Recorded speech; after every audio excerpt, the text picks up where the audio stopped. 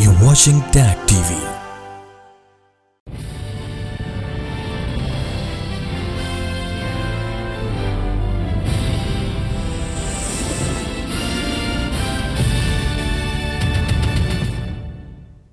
Good evening. Welcome to South Asia Newsline. I am Uzma Jafri. Here are the top stories we are tracking for you on Wednesday, the 30th of May.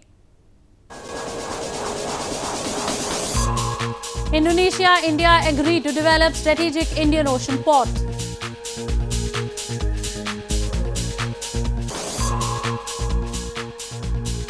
Severe heat wave hits Pakistan's southern Karachi. Alert issued.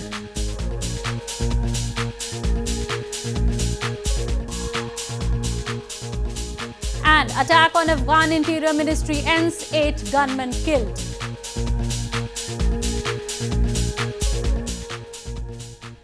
And now for all the details. Indian Prime Minister Narendra Modi on Wednesday held talks with Indonesian President Joko Widodo in Jakarta to boost bilateral ties.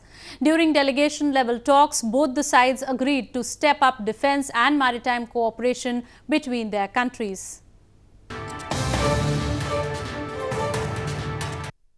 Indian Prime Minister Narendra Modi met Indonesian President Joko Widodo in Jakarta on Wednesday to boost bilateral ties between the two nations. The Indian Prime Minister, who arrived in the Indonesian capital on Tuesday, was accorded a ceremonial welcome at the Presidential Palace. He also paid a visit to the Kalibata National Heroes Cemetery in the city and paid tribute to the war heroes who lost their lives fighting for the country. Later in the day, Modi and Widodo held delegational-level talks to strengthen economic and diplomatic ties between their countries. India and Indonesia pledged to step up defence and maritime cooperation with plans to develop a strategic Indonesian naval port in the Indian Ocean, the leaders of the two countries said after meeting. Both the sides also signed pacts on cooperation in the pharmaceuticals and technology industries. Bharat की act east policy के साथ सागर SAGAR, और जब मैं सागर कहता हूं मतलब है security and growth for all in the region. और सागर का हमारा विजन राष्ट्रपति विदोडो की मैरीटाइम फलक्रम पॉलिसी के साथ बहुत ही मेल करता है। Prime Minister Modi later in the day inaugurated a kite exhibition and also visited the iconic Istiqlal Mosque in the capital of the world's largest Muslim majority country. He is now scheduled to fly to Malaysia on Thursday to meet the recently elected Prime Minister before heading to neighbouring Singapore to address the Shangri-La Dialogue, a regional security forum. In news from Pakistan, Pakistan's southern Karachi city continued to sizzle as extremely hot and dry weather prevailed on Wednesday. Residents have been bracing for yet another heat wave as the weather department has predicted the temperatures to soar above 113 Fahrenheit.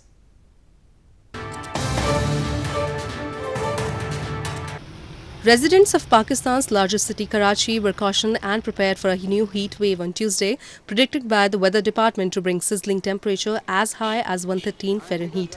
Just last week, a brutal heat wave killed 65 people in the southern metropolis, according to the reports.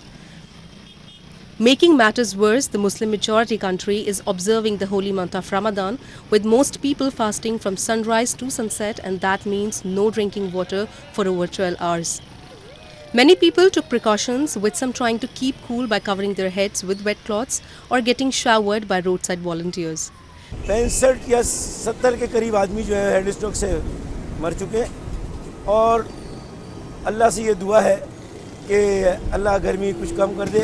आज की निस्बत आज भी गर्मी बहुत तेज़ है और लोगों से किस तरीके से लोग बेबर्दाश्त हैं। पानी कराची में है नहीं, पानी की अलग है, बिजली की अलग है। Karachi Zoo has made arrangements to give baths to big animals, while the Metropolitan Corporation and Welfare Organization have also set their water stalls to keep travellers beat the scorching heat. Pakistan's weather department has predicted the new heat spell to continue until the end of the week. और 3 दिन के लिए हमने कहा है कि नई heat wave जो है ये मंगल से शुरू होगी, मंगल बुध जुमरात 3 दिन के लिए। और मंगल बुध को टेम्परेचर मैं ज़्यादा देख रहा हूँ, जुमरात को कदरे थोड़े से कम हो जाएंगे, मगर फिर भी 40 हम क्रॉस कर जाएंगे। Back in 2015, Karachi's hospitals and morgues were overwhelmed when an intense heat wave killed over 1,000 people, mostly the elderly, sick and the homeless. Moving on, Baloch activists and leaders have been actively highlighting the atrocities faced by the people of Pakistan's southwestern Balochistan province. Recently, they held a demonstration and rally in Germany against Pakistan's nuclear weapons test done in Balochistan in 1998.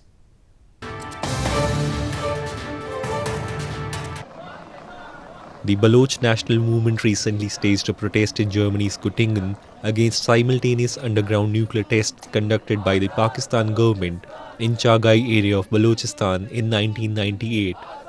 According to the demonstrators, the people in Balochistan are still suffering its after effects even after 2 decades.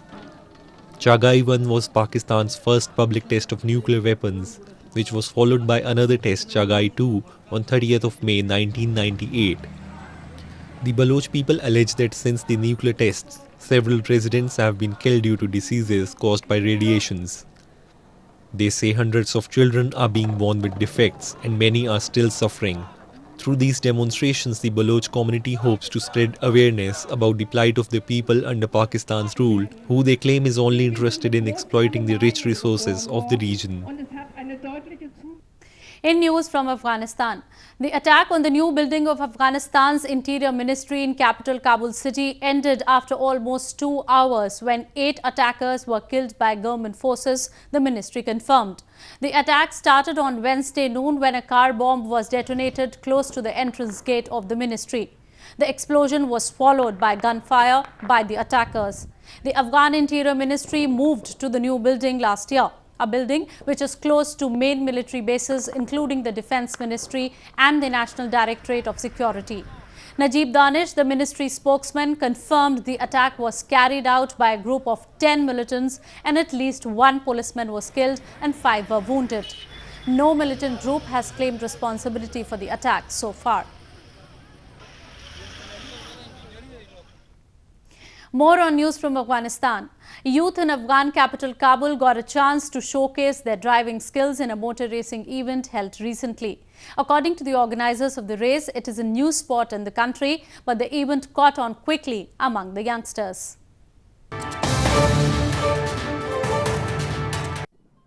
Afghan motorsport enthusiasts got a chance to show their driving skills recently when 10 drivers took part in a motor racing event organized in capital Kabul. Motor racing is an expensive sport and very new in Afghanistan. However, the event caught on very quickly among the youth. اینا فقط به خاطر نام افغانستان و یک افتخار بر افغانستان باشن فعالیت میکنن. نزدیک به 1 سال میشه که ما از بودجه شخصی خود خب امکانات نبوده، چندین موتر هم از بین بردیم تا اینکه تونستیم خود آماده بسازیم. فعلا یک تیم داریم. According to the organizers of the event, they were able to create teams in different provinces across the country and in total have 280 racing members now. The Motorsport Federation in Afghanistan was founded in 2017 in the framework of the National Olympic Committee and has already formed a team to compete internationally. Moving on to news from Nepal. Nepal on Tuesday unveiled its first federal budget for the fiscal year 2018-19. The budget, which was presented by the country's finance minister in the National Assembly, mainly focuses on transforming the production sector and development of physical infrastructure.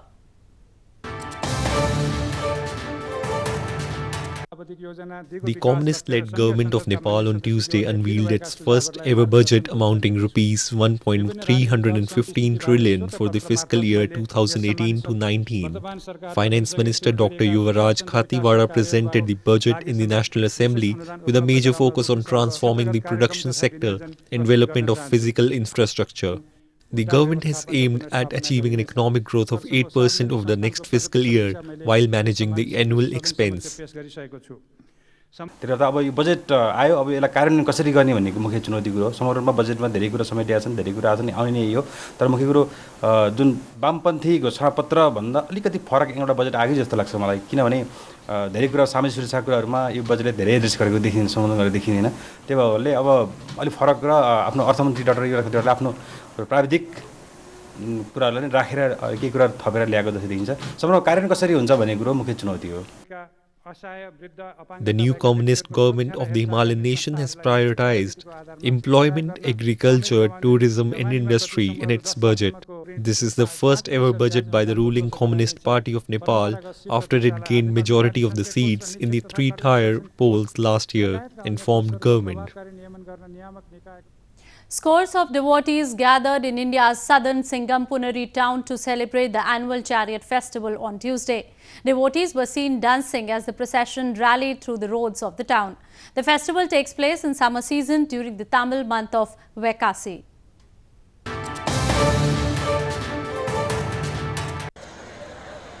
Over 50,000 devotees celebrated the conclusion of annual 10-day chariot festival by taking out a procession and throwing thousands of coconuts to make an offering in southern Indian town Singampunari on Tuesday.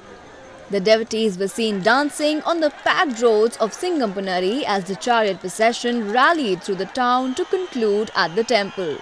According to traditions dating hundreds of years back, devotees throw coconuts at a wall in a unique way of praying and showing devotion, which according to them is a custom everybody around the country should witness.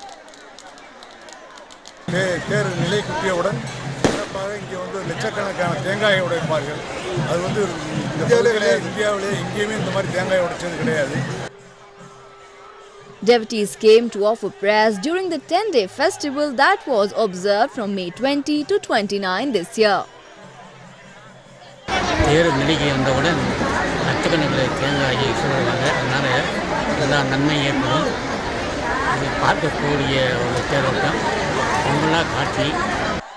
The festival takes place in summer season during the Tamil month of Vaikasi. Sri Sevuga Perumal Ayyanar temple observes the chariot festival every year, where the chariot is decked up and then made to roam the circumference of the temple 4 times as a ritual.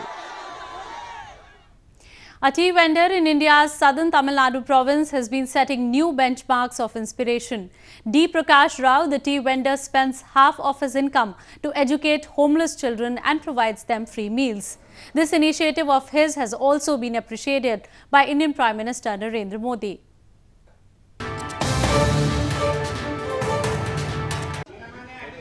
A tea vendor in eastern India has given everything up to establish a school called Asha Ashwasan for slum children and spends half of his income every month on this school to educate and give them a meal.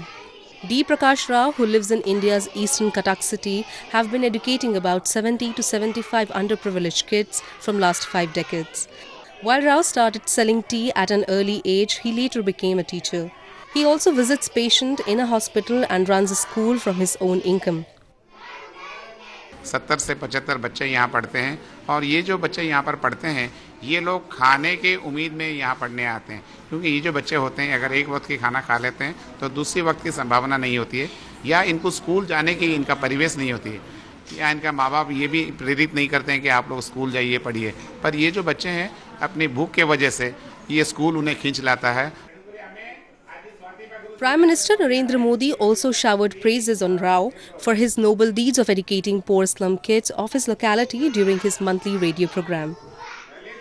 हाँ, मैं गई थी प्रधानमंत्री जी से मिलने के लिए। हमारे गुरुजी हमें लेके गए थे वहाँ पर। हमने वहाँ जाकर उनके साथ 18 मिनट बिताए।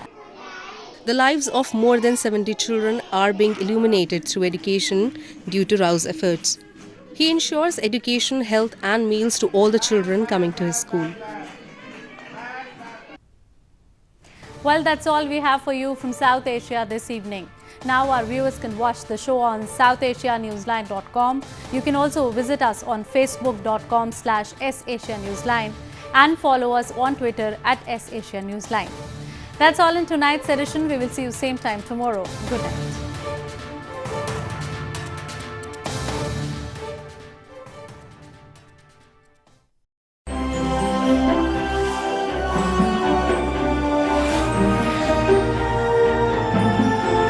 watching TAG TV.